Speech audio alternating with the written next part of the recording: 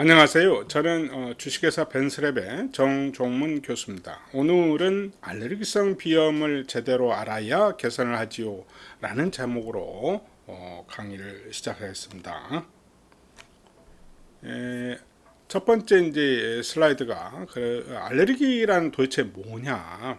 그래서 알레르기라는 것은 한마디로 정의를 내리면 어떤 민감한 물질, 요걸 이제 알러젠이라고 그래요.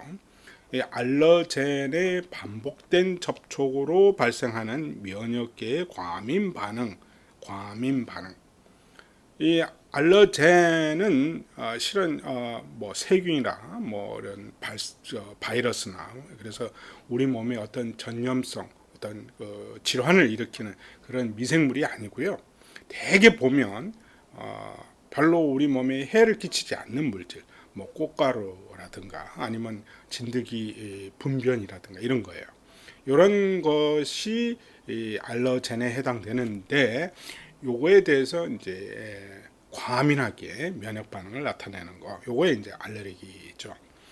과민 반응에는 흔히 이제 네 가지 타입이 있는데요. 1, 2, 3, 4. 그래서 우리가 오늘 얘기하는 알레르기성 비염은 실은 1형에 속합니다. 1형의 특징이 뭐냐면 항체들 중에서 항체에는 IgG, A, M, D, E 해가지고 5가지가 있는데요. 그 중에 IgE에 의해서 매개되는 면역 반응이에요. 그래서 요게 나타나면 그 반응이 굉장히 빨리 일어난다 해서 즉시형 과민 반응이라고도 합니다. 그럼 알레르기가 왜 발생하냐? 너무 깨끗하게 생활해서 생긴다는 위생 가설, 하이진 하이포테시스가 몇십 년 전에 이제 제시되었는데 요새는 이게 이제 거의 정설로 받아들여지고 있습니다.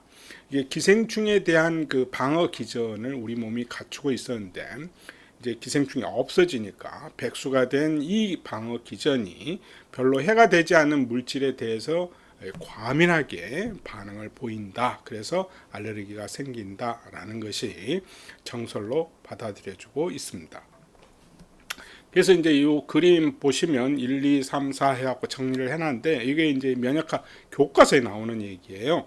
그래서 타입 1만 기억하시면 됩니다. 그래서 아까도 말씀드렸다시피 안티전이 알러젠에 해당되는 겁니다. 그래서 요 알러젠이 IgE라는 항체에 들러붙게 되고 요 IgE가 마스트셀, 요 비만 세포라고 해요. 이 안에 과립을 잔뜩 갖고 있어서 뚱뚱하게 보인다 해서 비만 세포고요. 요렇게 붙으면 이제 요 세포를 흥분시켜 가지고 과립 속에 있는 이제 뭐 히스타민이라든가 이런 것들을 밖으로 내보내면서 이제 과민 반응, 뭐 콧물 재채기 뭐 부어오르고 뭐 이런 증상이 나타나는 거예요. 그래서 요거를 다시 그림, 요것도 교과서에 나오는 그림인데요.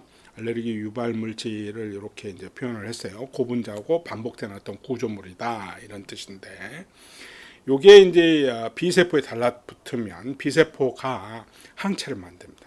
B세포는 하는 일이 항체 만들어내는 일이거든요.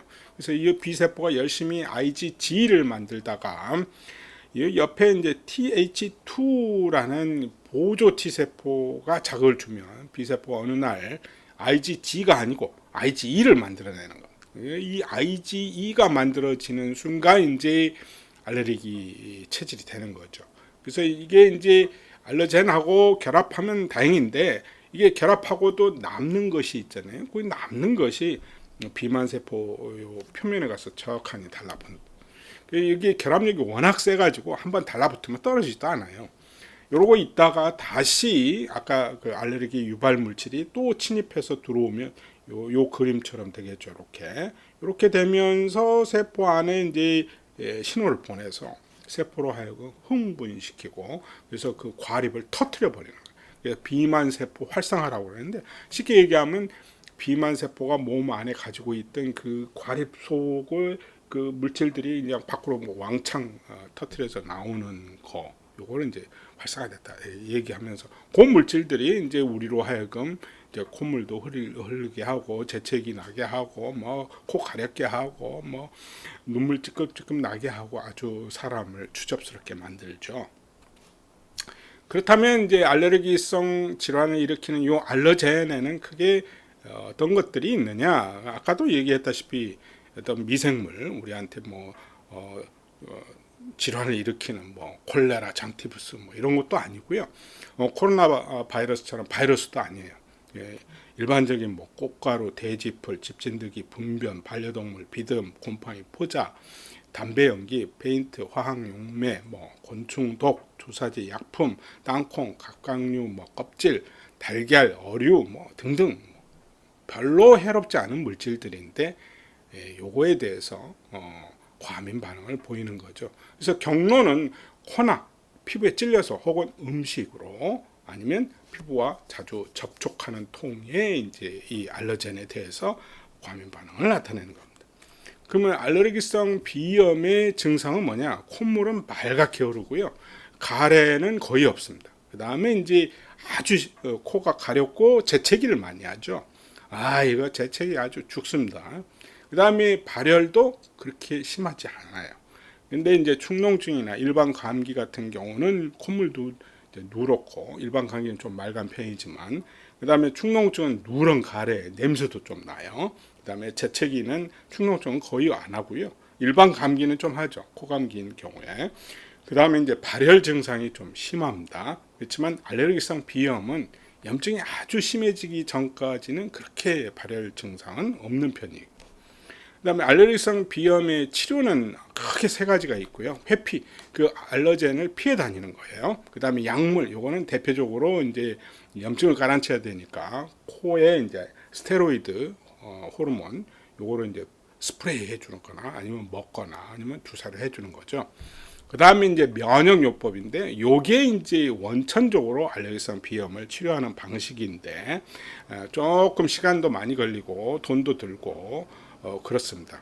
치료율이 한 30-40% 정도밖에 안 돼요. 그렇지만 이제 원천적으로 알레르기성 비염을 치료한다는 개념에서는 면역요법밖에 없는데 이것은 알러젠을 우리가 이제 알아내고 일단 그다음에 그 알러젠을 우리 몸에 아주 조금씩 일정 간격을 두고 주사를 해주는 거예요. 아니면 이제 그 입에 넣고 저 혓바닥 밑에다 넣고 이제 이게 흡수되게끔.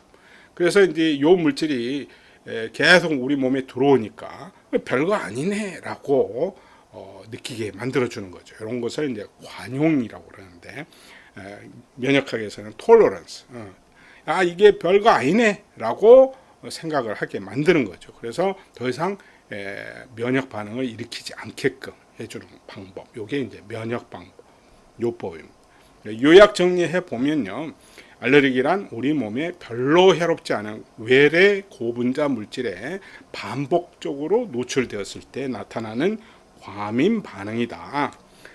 알레르기에는 면역학자들이 네 가지 유형으로 구별을 해놨는데 특히 우리가 이제 관심 있는 알레르기성 비염은 1형이다.